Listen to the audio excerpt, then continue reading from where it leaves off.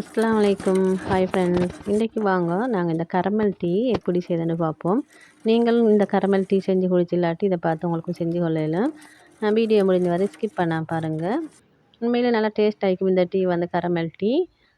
என்னடா இது ஒரு கரமல் டீ அப்படின்னு பார்க்க வேணாம், நீங்களும் செஞ்சு பாருங்கள். உங்களுக்கும் அதோட டேஸ்ட் வேறு லெவல் ஆகிக்கும். இது செய்யறதுக்கு நீங்கள் எந்த பிராண்டாலும் மில்க் பவுடர் எடுத்துக்கலாம், இல்லாட்டி ஃப்ரெஷ் மில்க். நான் வந்து ரத்தி எடுத்துன்னு அதோட சீனி தேல் எடுத்துக்கணும், அதோட ஏலக்காய் நான் 2 அப்படி நல்லா தட்டி போட்டுக்கோங்க. அப்போ தான் அதோட ஃப்ளேவர் நல்லா இருக்கும். இதில் இப்படி தட்டி வச்சுட்டு நான் வந்து முதல்ல வந்து இந்த மில்கை தான் ஊற்றி எடுத்துக்கணும். நீங்கள் தண்ணியை நல்லா கொதிக்க வச்சு மில்க் பவுடர் 1 கப்பு போட்டுக்கோங்க. உங்களோட தேவையான அளவு போட்டுக்கலும். நான் இது 3 பேருக்கு அளவாக தான் இது செஞ்சு எடுத்துக்க போகிறேன். மில்க் பவுடர் போட்டு அதில் கொதித்த தண்ணியை ஊற்றி நீங்கள் நல்லா மில்க் பவுடரை கலந்து விட்டு வெள்ளை டீயாக ஊற்றி எடுத்துக்கணும். இன்னப்படி உங்களுக்கு இதுக்கு ஃப்ரெஷ் மில்க் பசும்பால் எதுவும் வேண்டாலும் எடுத்துக்கலாம். இன்னப்படி ஊற்றி வச்ச பிறகு நாங்கள் இப்போ இதுக்கு வந்து கரமல் ரெடி பண்ணணும்.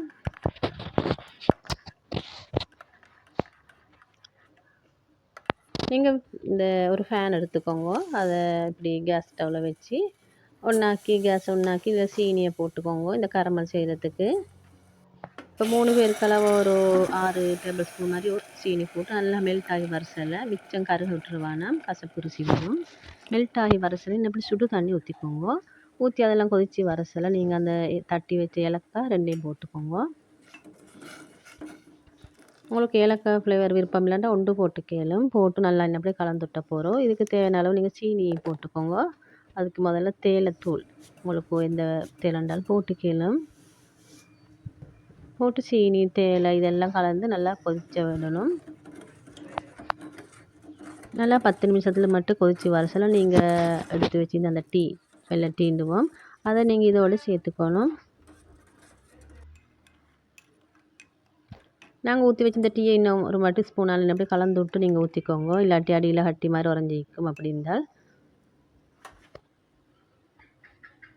ஊற்றி நல்லா அப்படி அதையும் கலந்து விட்டுக்கணும். கலந்து விட்டு ஒரு 5 நிமிஷம் அப்படியே வச்சுட்டு ஸ்டவ் ஆஃப் ஆக்கிட்டு நீங்கள் அதை அப்படியே எடுத்துடணும். வெளிக்கு எடுத்து நீங்கள் ஒரு ஃபில்டரால் இப்படி வடிகட்டி எடுத்துக்கோங்க. அதில் தேயிலைகள் அப்படியெல்லாம் வடிகட்டி வந்துடும்.